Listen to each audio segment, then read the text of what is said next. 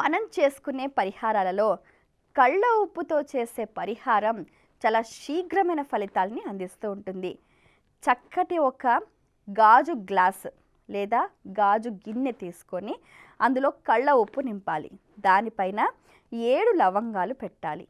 ఆ పాత్రని తీసుకొని ఇంట్లో ఉన్న ప్రతి గదిలో మనం తిరగాలి. అలా తిరగటం వల్ల ఏమవుతుందంటే ఈ ఉప్పుకు గ్రహించే శక్తి ఉంటుంది. మనలో ఇంట్లో ఉన్న ప్రతి మూల తిరగటం వల్ల ఇంట్లో ఉన్న నెగటివ్ ఎనర్జీ అంతా కూడా తీసేసుకుంటుంది అది. ఆ తర్వాత మనం ఏం చేయాలి, ఆ ఉప్పుని ఆ లవంగాల్ని ఎవ్వరూ తొక్కని ప్రదేశంలో వాసన చూసి పడేయాలన్నమాట. ఇలా చేయటం వల్ల అద్భుతమైన ఫలితాలు.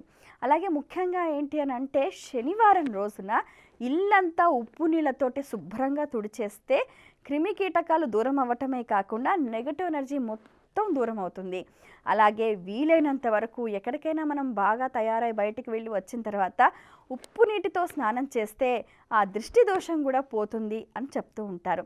ఈ విధంగా కళ్ళ ఉప్పుతో చిన్న చిన్న పరిహారాలు చేసుకుంటే అద్భుతమైన ఫలితాలు.